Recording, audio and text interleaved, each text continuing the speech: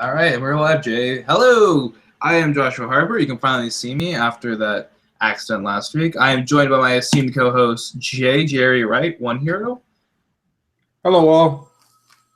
All right, and we're here with our podcast, which we're now calling J Talk. Is that what we agreed on? J Talk? J Talk. J Talk. Yeah, that works. Josh and Jerry.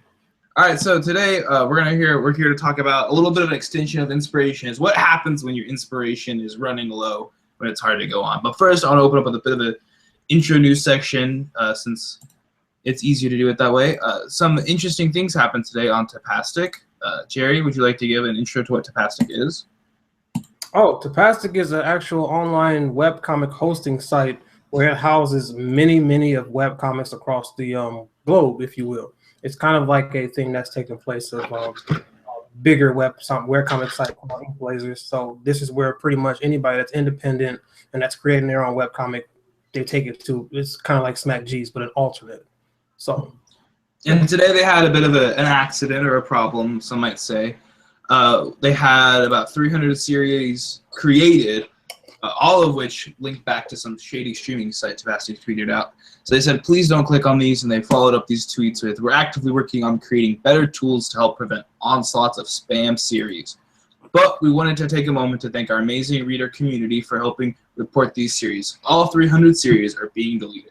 So just be aware in the coming days that Tapastic, which is a website both myself and Jay use frequently, we talked about it last week, it's currently undergoing this bit of a problem, but rest assured they're working quick to fix it, so good on them. Another two things is, one, I'd like to talk about the Global Manga Initiative, GMI Awards. For Jay, as you talked about last week, you can vote for Infinite the Journey. And Jay, when does this close? Oh, February 15th. It says it on the screen there. But man, am I in a dog fight. Look at those numbers, man. Yeah, so what you can do is you can come onto this page right here. It's gmimanga.com/pound/GMI-awards. Come down, you click on Infinite the Journey, and you have to type in vote in order to input your vote. Once you do that, boom, there's a vote. And you can read, how much of it can you read on GMI right now, Jay? Chapters 1 through 4 are up, and I believe I just updated part of 5. Awesome. So you can go ahead and read that on there, and if you enjoy it, throw it a like. And finally, a good piece of advice I'm proud of is my artist, Ruben Mocho, who also works with someone called James DeSantis on a comic called Sparks. He recently finished, today, as a matter of fact, a piece of artwork with his characters, James DeSantis' characters, cosplaying as my characters, and recognize maybe... You're breaking up, Josh.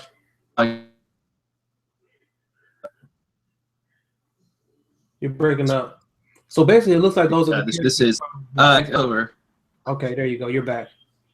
Yeah. Yeah, it's a crossover. You were explaining pretty well. It's just a crossover cover. It's nothing big. It's just something we thought would be fun to do. Where Ruben does the artwork for both series, so we thought it'd be a cool thing to do a crossover of. And some of these characters you haven't met. But if you want to read that, that's Sparks by James DeSantis and Ruben Mocha. You can check that out online now, Dizzy, as you'll see in the coming weeks. So that's it for their news announcements. So today, what are we talking about, Jay? We are actually going to be talking about a few topics that are really relative to me right now, and some situations that I believe that are very familiar to others. And it's how to not lose sight of your goal. What happens when something comes up? What are some ways that you vent creatively? And so those are some of the big key points that we're going to be covering today as topics. Yeah. So do you want to get started, since you're saying you're going through this? Why don't you go ahead and start talking about that? Well, I personally started out with Infinite as something to see if it was what I wanted to do, if I could do it, because I'm like, I'm so influenced by movies, by anything of the visual medium I watch, and I enjoy it. It's a part of my life, my lifestyle. So growing up on Dragon Ball Z, Naruto, One Piece, and all the tons of different anime, Avatar, The Last Airbender, and TV shows, Power Rangers, if you will, I always thought to myself, what would I do if I was able to tell my own story? So I never really set out with the goal. I just set out with the mindset of, I want to see if I can do it. And then my goal came into play of wanting to tell a story and complete it. And how I lost sight in that goal was being caught up in the fact that it wasn't being received the way that I thought it should be received. I'm like, man, I'm putting this out here. I'm putting all this work in. I'm doing all this, doing all of that. But in reality, I lost sight of my goal because I was looking for achievements and acceptance from others. Like I'm looking and I was judging myself against others, against a lot of people that have been doing it longer than I have, that have other outlets than I have. And I felt like that was the worst thing that I could ever do because that really caused me to lose sight in my goal of just wanting to create, to inspire, and to have fun along the journey of creating stories from my mind creatively. So that is what happened and how I lost sight of that. But what I started to do was to evaluate myself into becoming a better writer and actually having fun while telling these things and going along this journey. And that's what actually brought me back down to reality and brought me back down to earth to continue to tell the stories that I wanted to and get myself back focused on my goal. Mm-hmm. Yeah, that's the classic case. That's what happens. You're working really hard on something, and you ask a lot of writers. This is they'll say the exact same things happen. So start writing something, they'll start working on something. And a lot of content creators in general, they'll start working on something and they'll get halfway through and they're like, man, I love this. I'm so happy to be doing this. And then they'll start looking around, looking at other content creators, looking at other people's highlight reels, as I've heard a lot of people call it. You're looking at someone else's highlight reel, and you're comparing it to your bad moments. So you'll get the best of theirs and comparing it to the worst of yours, and that's what leads to, man, this is so good. It takes that and turns it into, man, I'm a horrible person. I'm a horrible content creator. I shouldn't be doing this. Yep. So how do you not lose sight of that goal? Now that you've been through this, do you know how you could not lose sight of it next time? And I've heard this 1,000,001 times, and I'm like, oh, well, maybe I'll take that advice when it comes down to crossing that bridge. But in reality, I didn't. But what I've always realized now, and what I will continue to realize, is staying in my own lane, walking my own path, walking my own journey. I look at people and believe that they've had overnight fame. They become an overnight celebrity, when in reality they had outlets and they're walking their path. Yes, they may have 3,000 fans. Yes, they may have 5,000 followers. Yes, they may have more than I ever could imagine to have myself.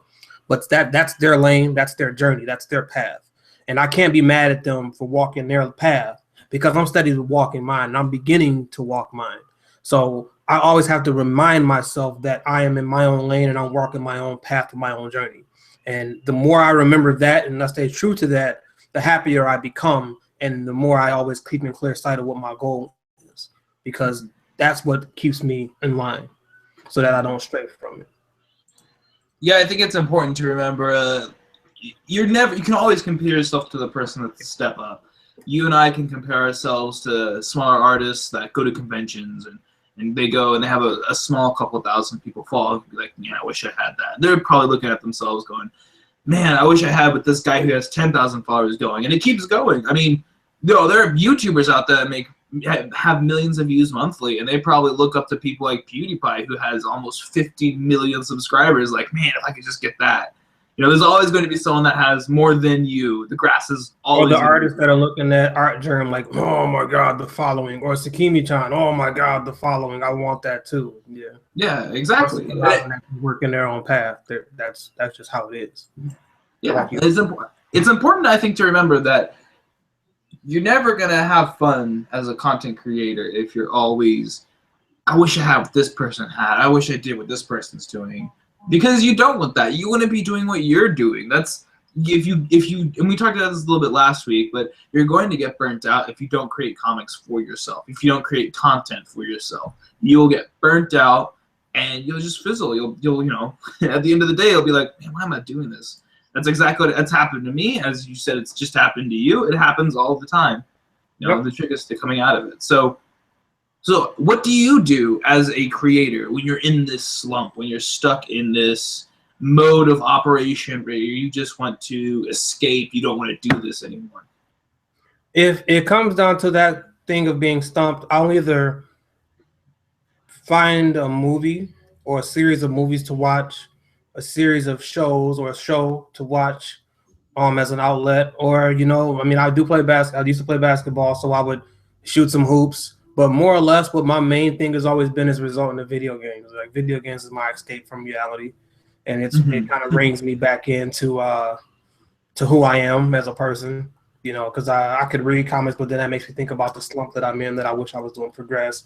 And if I spend enough time in my own thoughts, I'll be like, oh man, you know, I don't know if I want to do this or continue this and do that. So venting creatively, my number one source has always been video games because I've raised myself off video games from the Atari to the Sega Genesis to the Super Nintendo to the Nintendo 64, PlayStation 1, 2, 3, 4, Xbox One. So yeah, that would probably be my way to vent creatively. And what do you get from that? I'm curious, like, because I don't get that creatively from video games. When I can't make creatively in video games. I think they're fun. They're works of art. I'm not saying they're not that, but when I play a video game, when I'm done with it, I'm done with it. And very few video games the narrative doesn't stick with me afterwards. There's like a handful where I'm like, that's gonna stick with me for a good long time. So how do you vent creatively? What do you get out of video games then? You know, when I need to vent creatively, as in far as storytelling, I'll play games that are true to a good story. Like for instance, I got one here, The Witcher 3. In the beginning, he's training his daughter, and a thing I took away from this was the trainer and him and Geralt walked over to her and said, "Why are you training and practicing by yourself?" And then she was like, "Well, because I think I could do it." He said, "Those who practice alone only embed their error." And that stuck with me. It stuck with me. It's just like if I was writing my own stories, but keeping them self-contained and not wanting to share them with the world because I fear I'm not going to get the success that I want, then I find myself embedding my own error, making the same mistakes over and over again. Like how you've witnessed it when I beat myself up over Infinite. I'm like, it's not good, man. It's not doing the numbers that this story is doing or this story is doing. Back on the Ink Blazers days, it's not up to the here, man. I can't get here. I can't do that. Maybe I should just quit. Maybe I should just stop. And it was like, whenever those times started to happen, I would turn around and vent creatively to a game. Mass Effect 2 was one of my favorite storylines in the video game. I still go back and play that to this day, but that's what I do, and that's what I take away from it. And it could be a movie. Exodus, Gods and Kings. I was a real big fan of the relationship Christian Bale's character had with his girlfriend or the wife. You know, so those little things like that are what tune me back into who I am and piece me back together, and kind of become my muse to help me get back on the horse, per se. So would you say then that you creatively vent by viewing other media and taking the lessons out of that? Like you said in Witcher 3, there's where they connect to me. Right. Yeah. And you can characterize that. You see yourself in these characters. You see yourself in this world. It connects to you internally through that way. Okay. Yeah, I'm huge. I'm huge with that. Like that's the reason why I watch anime so much, is because of those things that connect with me. Yeah. No, that makes sense. I'm gonna share with you what I do. I do the exact opposite. Is I don't actually go to absorb media. I actually really enjoy to create things. And that's not to be like I'm dissing you. People are different. Everyone's different. What I do is. What do you mean, people? I was talking to a mutual friend of ours the other night, and we were talking about how building these Gundam models, they're a really good way of. We both enjoy venting creatively through these. I got this right here. This is Gundam 00 Riser, I believe. This is as I was showing you earlier. This is Barbados from Iron Blooded Orphans. But it's really nice. It's a thing you can buy once where you sit down and build them all in one setting. Like the HGs, the high grades or the advanced grades, or even the real grades if you're that intense. These are different quality levels. But at the end of it, you have a finished product. You can do things with it. You can pose it, and you can do whatever you want with it. And you've created something. You have something tangible you've created. You have results. And it doesn't matter what views it gets. It doesn't matter how many people subscribe or like it. You have something that you can be proud of. And so for me, like that's something I get a lot out of is I have these models that I've built, and that's a really good way for me to creatively vent as I'm creating something. That's how I get that out. Another thing I do, and I think you and I both do this, is I actually have a lot of line art lying around of concept art or characters that were never done. I'm mad I didn't say nothing about it. Thank you for bringing that up. Why are you going to explain it? No, go ahead. Oh, sorry, you're talking about coloring stuff in, right? Like practicing on coloring. Oh yeah, exactly. It's a really good way. Absolutely. Yeah, because you have one comic I saw you doing it. What was it? Rebirth. Yes. Remember? Yes, I saw you doing the pages with that, and they actually turned out really good. But for me, I like to get, I strongly recommend this to writers and creators.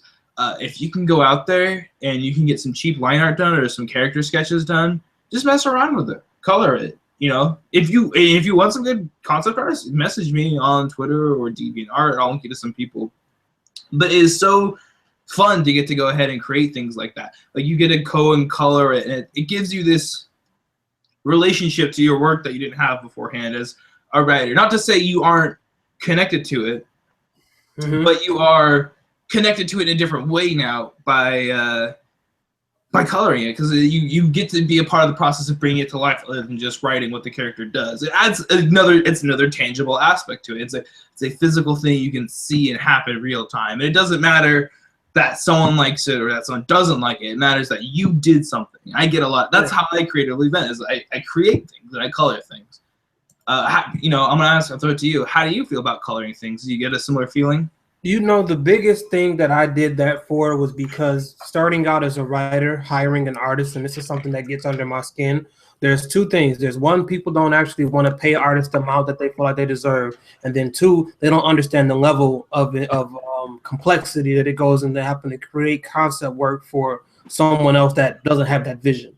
So when I entered that realm of that negativity toward artists, I took it upon myself to withdraw, take the heat that I had to take from the artist, and learn a lesson. But three, I personally wanted to learn and see how it felt to be in their shoes and to see how long it would take to color something, how long it would take to shade it the right shade, find the right color, and understand those mechanics. So among hours of YouTube and things like that, I figured out, like, holy crap, there's a lot more to this than I think, instead of just saying, hey, here's my money, I want it in a day.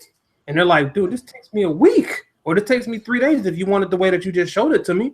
So that was me creatively venting about creators, about how they feel, to step into their shoes, to walk a mile in their shoes, and to see that if I was really cut out for that, to demand that from them or not. Yeah, that's true. That's another good point. It brings up this element of, what am I asking of people when I ask for this to be done a certain way? Yeah, I really appreciate artists now through and through, tenfold. No, yeah, you learn a lot. That's another reason it's important to creatively vent, is you learn a lot about what you are asking of people. It's a really good way of walking a mile in someone's shoes, like you said. Coloring is a really good way of understanding how things work. It's not particularly, like, I'm not gonna say it's not hard. It's what I color is not anywhere near the level of skill that a lot of people cover. Mine's very basic. Mine's very simple. But it makes you realize, like, people don't just sit down and do this for fun. This is a job. Some of them do, but a lot of these people, it's a job. It's not easy what they do. Every writer's been there at some point or another where they've said, I need it done this way, and the artist says, there's no way that can happen. You're crazy. Right. You're like, what do you mean? Somebody else to do it, but it's not going to get done that way. I'm sorry. Yeah, and no, it's like, what do you mean you're not going to do it that way? What do you mean it can't be done that way? Well, I mean, it can't be done that way. Or the infamous, well, if you want it done that way, it's going to cost this much. How dare you ask me for that much money? Do you know who I am, you peasant? And it's like, dude, this is complex stuff. You want this metal metallic armor to look like metal metallic armor. The materials I gotta buy, the time I'm gonna take, and the reference material I gotta go through, I want this amount of money. And they're like, I'll find someone else. Dare you? And that just gets under my skin. It does. It always has. I'll pay somebody if I want something for $500 and it's worth it. Here, take the $500.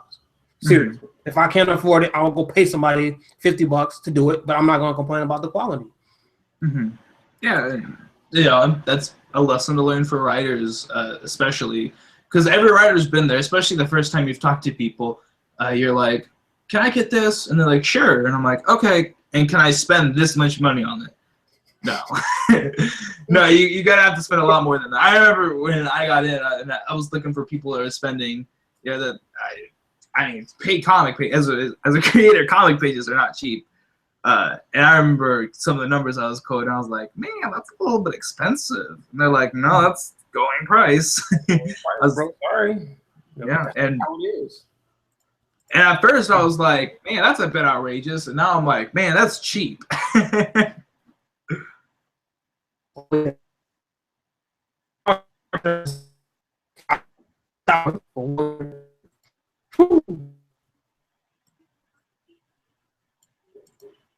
Hello?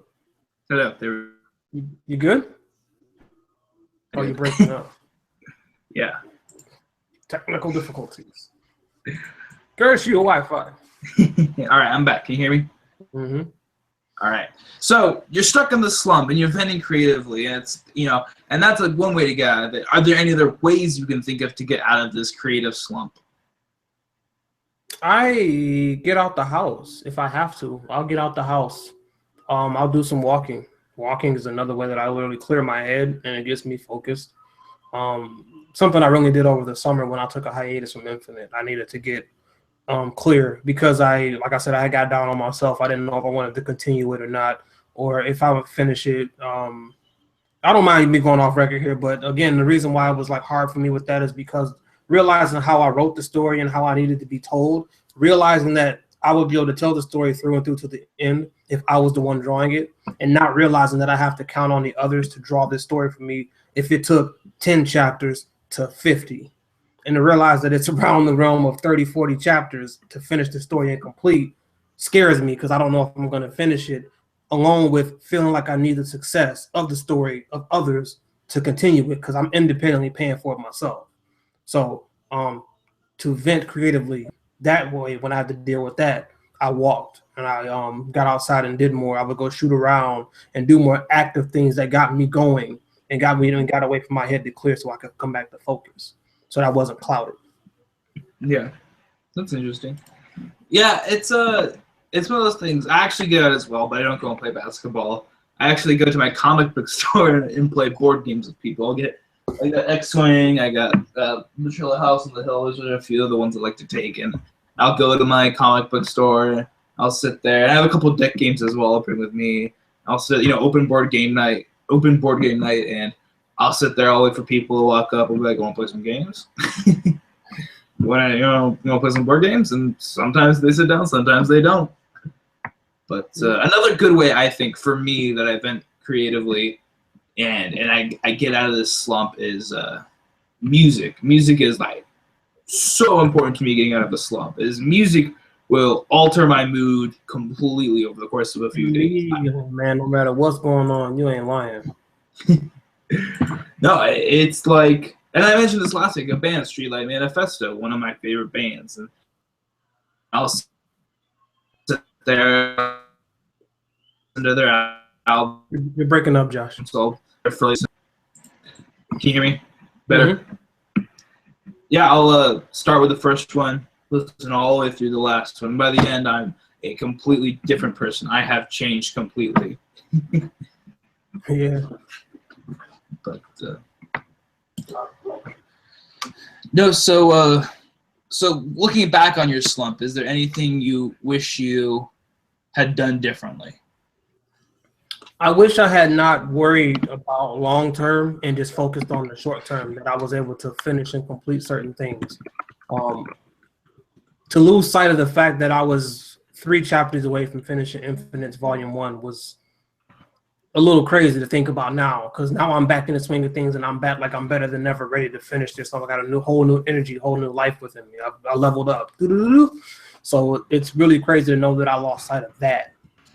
wanting to leave that alone and move on to something else. And it's like leaving legacy behind when you could finish that one part of your legacy to solidify it before you move on to something else. And it's like I owe myself that. And I was upset with myself at first that I was going to let that go because of others. When it's to me that I should be able to finish this, because that's also proof when I get that book done to show people like, hey, you can do it too. I was willing to do it. And even the greats have given up on that. Like Masashi Kishimoto, he wanted to give up on Naruto. He stopped writing it for years. And then one day he said, you know what? I'm going to finish it. He went and rented like a hotel room somewhere and wrote out the story in full. And then he finally came back and said, all right, time to finish. I don't know the full story. That's loosely based, but I know he did that. He did quit. He stopped for a certain amount of time. Then he said, you know what? I'm going to finish it. He went back and he finished it. Like that alone was just like, again, creatively venting, just looking through research, looking through stuff another way. And I found that through creators. That was a very important creator because he's also a person that inspired me. To see that he went through the same thing. Yeah. You know, you got Akira Toriyama, whoever, telling you, Harry Potter, ninjas, And then he's like, oh, well, maybe you're right, man. Throw it away. Then he was like, you know what? No, I'm Masashi Kishimoto. This is my story. I want to finish it. Let me go back. Boom, boom, boom, boom, boom, boom, boom. Done. Yeah, no, that's like a really good point. Making myself to your speakers. But yeah, no, it's interesting. It happens to the greats. That's a great way of putting it. You see titans of comics. I mean, you can see Scott Snyder, writer of Batman, considered one of like the greatest writers of Batman. I love the guy, but there are times where he's just been like, man, this Batman is a crap Batman. Like, I can't believe people like this Batman. Sometimes he's just not inspired. Sometimes, sometimes you're the hammer, sometimes you're the nail. That's the best way of putting it, Sometimes you're the one that... You're breaking up. Long story short. All right, how's that? Good.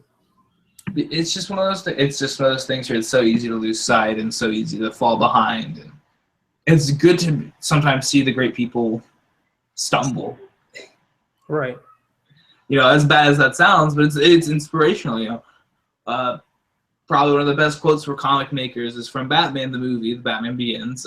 Why do we fall down, Bruce? So we can learn how to get back up. And that's like the hardest part about starting a comic is you got to learn to get back up. I'm convinced that if half the people that fell down just got back up, we have way many. You'd see the indie comic scene completely different, but it's so easy to just fall down and stay down. Yeah. Or they don't. And again, that goes into the reason my manifesto on why I started, to creatively show the world through my eyes and become a pillar of light for all dreamers. Like, hey, there are people that I've met that were given up and had fallen down. And then they seen me and they're like, dude, what are you doing? I'm continuing, dude. I mean, I'm not getting the fans that I want, but I love doing what I'm doing and I'm going to continue doing it. And they're like, well, hell, if you're doing it, let me get up and do it too. And then it's like, boom, there you go, man. Like, come on. Yeah. It's interesting because you see it's a sad thing because you see so many chapter ones. Like, a chapter 1 is no longer a sign of this person's doing it. And chapter 2 is no longer a sign of this person's doing things. So you got to get to chapter 5, 6, 7. You got to get your volume 1. That's now where you're starting to pick up steam as you get your volume 1 done. It's actually interesting because I saw an article today, I think on Bleeding Cool, talking about how stop labeling your issues. Just make comics. Don't stop labeling.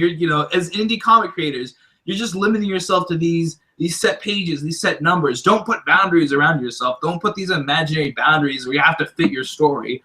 Make something, publish it, and just do it. That's all that matters. Because, that's what happens is people get caught up. You get caught, I got my chapter 1 done, I got my chapter 2 done. My chapter 2's not that good, but I gotta, make a story that flows. Just don't worry about artificially separating it.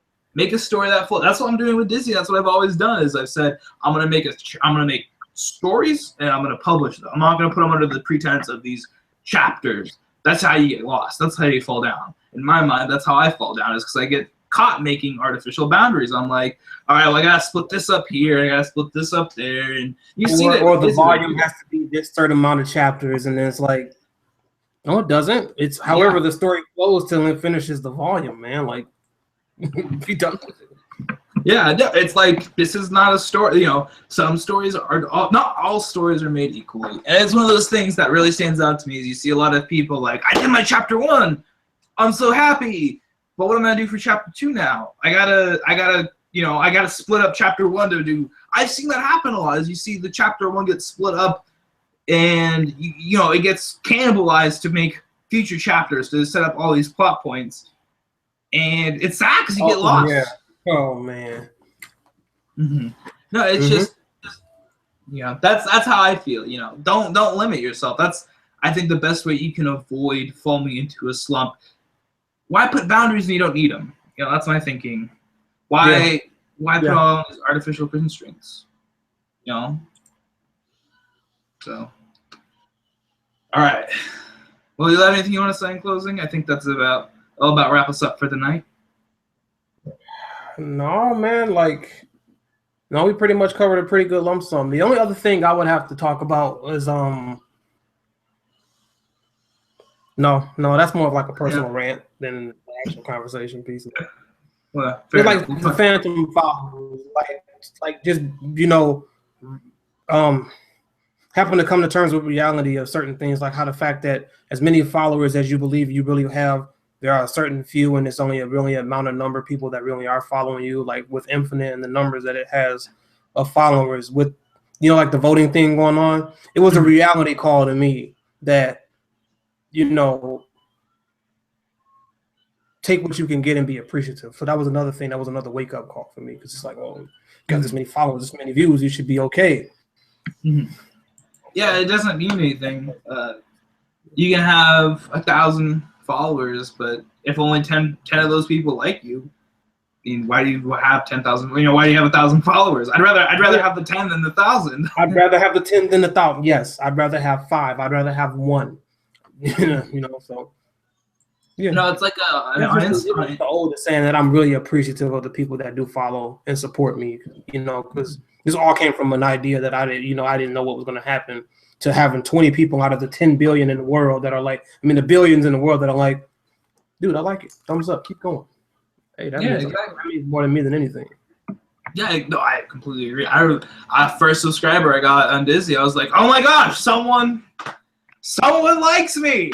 Mom, get the camera. It means a lot. You gotta, appreciate the little things. Don't go after the 1,000 if only 10 care. Go after the 10, not the 1,000. So.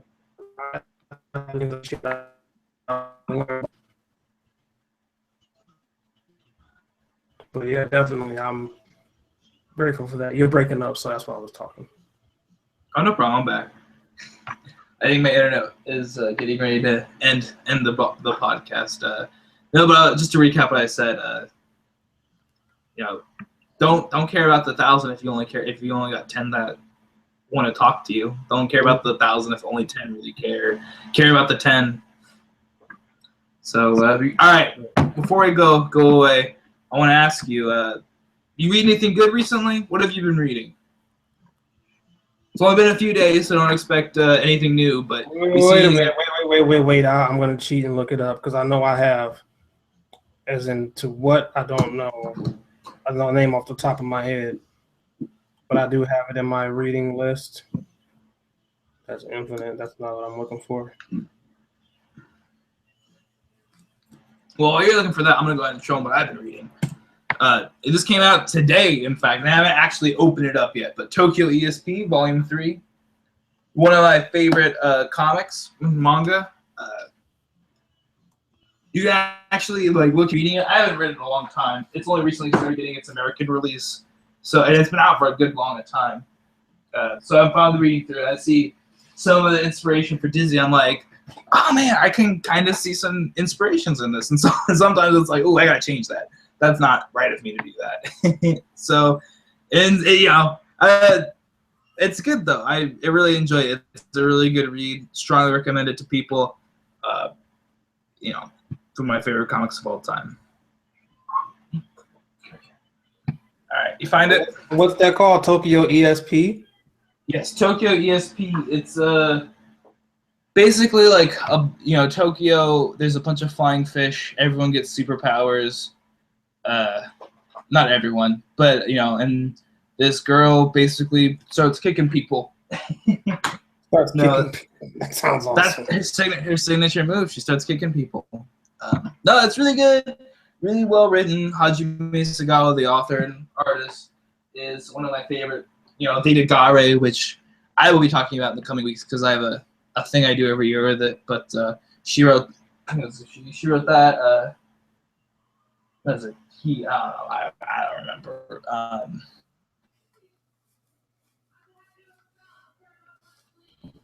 It's a good recommendation for this week. Comics coming over. Discordia. I found it. What's it called? Discordia. He actually dropped a pretty good blog earlier saying, "Do you think you could stay sane and being an independent publisher?" And it was really cool to see that and know that he's been online for a long time because he just recently launched a Kickstarter for their story. That's what I had been reading as of late. What's it about? We started post-production. Well, we started production for Chapter 6 of Infinite already, so I've been stuck in between that. But that was the last thing that I did read. Yeah. All right, fair enough. Yeah, that post-production will kill you, especially when you're doing 3 at once. Anyway. All right, well, my name is Joshua. You can find me on the internet. My comic Dizzy on Tapastic. Character sketches so far, but shortly you'll see some pages coming out in March.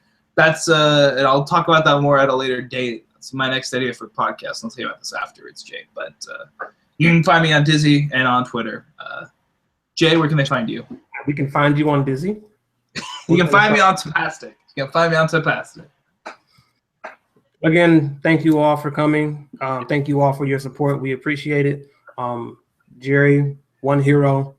I prefer One Hero or Hero, but you can find me on Tapastic, Infinite the Journey, or you can go to www.iamonehero.com and you can find me there and my information there as well. Awesome. All right. We will see you guys hopefully next week on Wednesday, if we remember.